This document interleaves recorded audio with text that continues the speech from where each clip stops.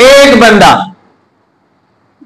एक ऐसा बंदा जो खुरासान की पहाड़ियों में महवे इबादत था, अल्लाह के जिक्र कर रहा था, अल्लाह की इबादत कर रहा था, तस्बीह और तहलील में लगा हुआ था। दुनिया उसे नहीं जानती थी और वो भी दुनिया से बाखबर न थे। वो अल्लाह की याद में पहाड़ियों में जाकर इबादत कर रहे थे, बस अल्लाह का जिक्र कर रहे थे, कलमा पढ़ रहे थे, नमाज पढ़ रहे थे, तिलावत कुरान कर रहे थे, अल्लाह अल्लाह कह रहे थे। अचानक एक दिन आवाज आती है, क्या मेरे ये कदम तमाम औलिया की गर्दनों पर है?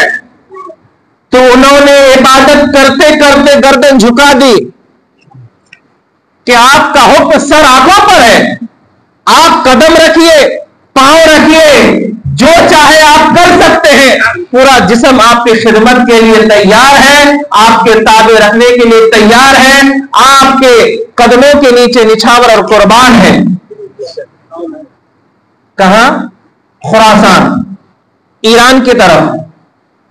बस गौसे पाक का ऐलान था, बगदाद की सरजमीन से और खुरासान में रहने वाला हजारों किलोमीटर दूर जंगलों में, बयाबानों में इबादत करने वाले के कानों में आवाज चली जाती है। ना चिट्ठी है, ना लेटर है, ना फैक्स है, ना मोबाइल है, ना इंटरनेट है, ना टेलीफोन है, कुछ नहीं। ये दिल की दुनिया की आवाज दूसरे दिल की दुनिया में पहुंच जाती है। जब आवाज देने वाले का दिल साफ होता है, जब आवाज देने वाले का दिल सुथरा होता है, जब आवाज देने वाले का दिल अल्लाह की यादों से मामूर होता है, तो वहां की आवाज जबान से निकले बगैर उस दिल तक पहुंच जाती है जिस दिल में खुदा की याद हो, जिस दिल में हुजूर की मोहब्बत हो, जिस दिल में अल्लाह वालों की मोहब्बत हो। तो एक ऐसा शख्स जो खुरासान की पहाड़ियों में महवे इबादत था, दिल साफ था, सुथरा था, हुजूर की यादें थी, अल्लाह की यादें थी, हुजूर का जिक्र हो रहा था, अल्लाह की यादें हो रही थी, अल्लाह की तस्बीह और तहलील बयान की जा रही थी, दिल साफ था। यहाँ की आवाज, ये दिल की आवाज उस दिल में पहुंच जाती है और कहते हैं, अरे ये गर्दन क्या, ये पूरा वजूद आपके कदमों के लिए तैयार है। जैसे ही ये कहना था, हुक्म इलाही होता है। ये वो बंदा है जिसको हम ख्वाजा मोइनुद्दीन हसन संगरी कहते हैं। हुजूर गौसे पाक के ऐलान पर अपने गर्दन को झुकाने के बुनियाद पर अल्लाह ताला ने हुजूर अकरम सल्लल्लाहु अलैहि वसल्लम के वसीले से हिंदुस्तान का बादशाह बना दिया। आप अगर कहें कि मोइनुद्दीन हसन, जिनका नाम हसन है, क्या नाम है? हसन है, इनको मोइनुद्दीन क्यों कहते हैं? हिंदुल वली क्यों कहते हैं? आताए रसूल क्यों कहते हैं? गरीब नवाज क्यों कहते हैं? हिंदुस्तान का राजा क्यों कहते हैं? राजाओं का राजा क्यों कहते हैं? महाराजा क्यों कहते हैं? तो हम कहेंगे, न नमाज की बुनियाद पर, न रोजे की बुनियाद पर, न बगैर हमारे साले की बुनियाद पर, न तहज्जुद की बुनियाद पर, न जिक्र अस्कार की बुनियाद पर गरीब नवाज को अगर ये मकाम मिला है, और जो हम देख रहे हैं इतने साल से यहाँ की सरजमीन पर हुकूमत कर रहे हैं, इंशाअल्लाह कयामत तक इस धरती पर मेरे गरीब नवाज का राज रहेगा। बाकी बादशाहतें आती जाती रहेगी, 5 साल 10 साल की हुकूमतें लोग करते रहेंगे। हकीकत में यहाँ के बाशिंदों के दिलों में अगर कोई राजा है और कोई हुक्मरानी कर रहा है तो मेरे मोइनुद्दीन हसन संगरी है। अगर इनको ये मकाम मिला है तो हुजूर गौसे पाक की मोहब्बत में मिला है, ये अजमतें मिली है तो गरीब नवाज के मकाम इसलिए मिला है कि वो हुजूर गौसे पाक के उस मौके पर अपने गर्दन को झुका दिए थे। तो जो अल्लाह वालों को मानते हैं और उनकी फर्मा बरदारी करते हैं, उनकी इताअत करते हैं, अल्लाह उन्हें बड़ा अजर सवाब अता फरमाता है, बुलंद मकाम अता फरमाता है।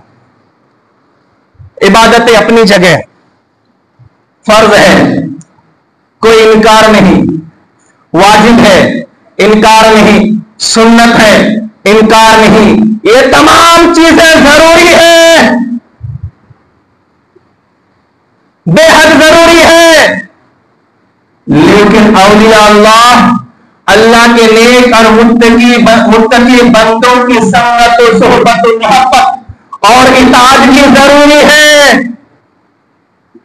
अल्लाह ताला कुरान में इरशाद फरमाता है, अगर तुम मुझसे मोहब्बत का दावा करते हो तो मेरे नबी से पहले मोहब्बत करो। मुझसे मेरी इताअत का दावा करते हो तो पहले मेरे नबी की इताअत करो। हम चले मदीना शरीफ, हुजूर आपकी इताअत कर रहे हैं। अब अल्लाह के पास गए तो अल्लाह क्या कह रहा है, मेरे हबीब मुकर्रम सल्लल्लाहु अलैहि वसल्लम के पास जाओ। और जब हम हुजूर अलैहिस्सलाम के पास पहुंचे तो हुजूर कहते हैं, मेरे नेक बंदों की इताअत करो।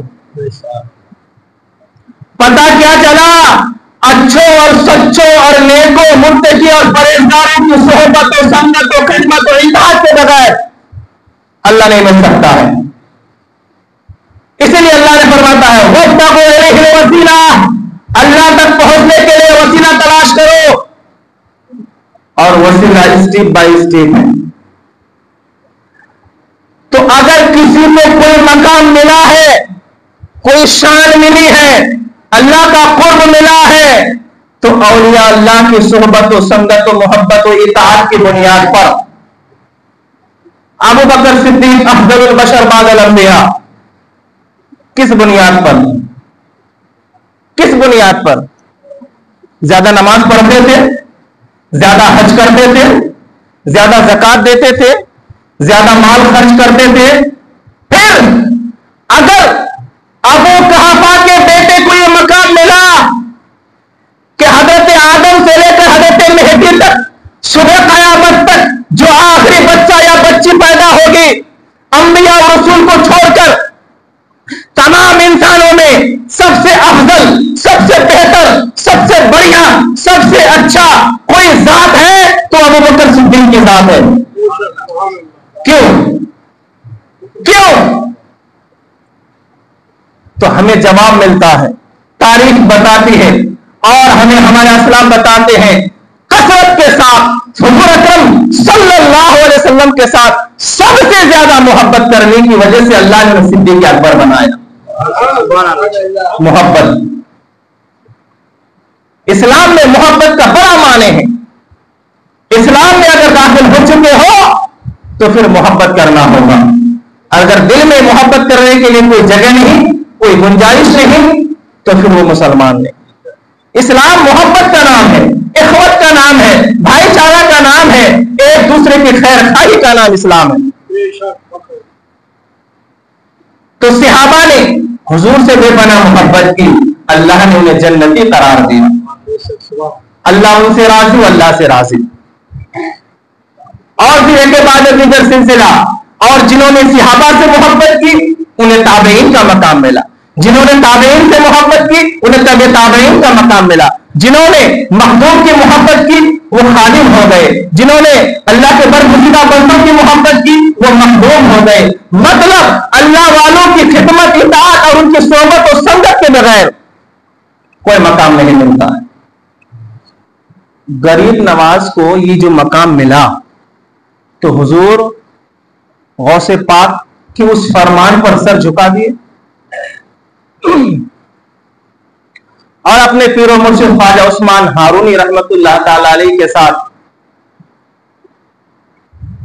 एक अरसे तक खिदमत की। 20 साल के ऊपर आपने खिदमत की। कितने साल? 20 साल। और यहां तो 3 बार पीर साहब के बाजार पे गया, उरस में गया, मिलता नहीं, छोड़ो। हमारी अकीदत देखो ना, अगर पीर साहब के पास, हजरत के पास, मुर्शिद के पास 2 से 3 बार गए और काम नहीं हुआ तो गलती किसकी है?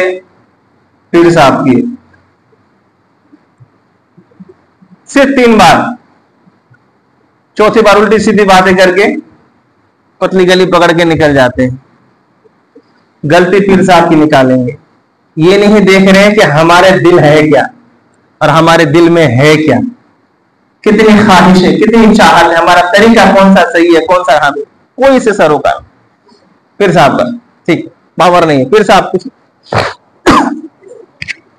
या 20 साल प्लस खिदमत करने के बाद ये मकाम मिला। लगे रहो, डटे रहो। और एक कहावत है, जहां खोया वहीं पाया। 2-4 दिन, हफ्ता दिन, 10 दिन, खत्म। चाहत को आखिरी दम तक मजबूत रखो, मिलेगा। यहां 10 का नोट गिरा है तो यही मिलेगा, वहां नहीं मिलेगा। इस मस्जिद में अगर मेरी सोने की अंगूठी गुम हुई है तो देलाली गांव की मस्जिद में अंगूठी नहीं मिलेगी, इसी मस्जिद में मिलेगी। तो आप जहां वक्त दोगे, जहां मेहनत करोगे, जहां कद्दों का आविश करोगे, अल्लाह वही देगा। लेकिन डटे तो रहो, लगे तो रहो। लेकिन हमारी चाहत और ख्वाहिश भी पानी के बुलबुली की तरह थोड़ी देर में खत्म। चाहत को मजबूती रखो, चाहत में मजबूती रखो, मुस्तहकम रखो। मिलेगा, फैज मिलेगा, मकसद पूरा होगा, हम कामयाब होंगे। लेकिन ख्वाहिश को इसे मजबूत होनी चाहिए। 20 साल के ऊपर खिदमत की और हम होते बाप रे बाप, मेरे गोल्डन डेज निकल गए। अमीर पीर साहब ने बोला कि रोजाना सुबह शाम तुम्हें तस्बीह फातिमी पढ़ो। हजरत बहुत हो जाता है सुबह शाम, जबकि 5 मिनट का काम। हम टाइम नहीं देना चाहते हैं और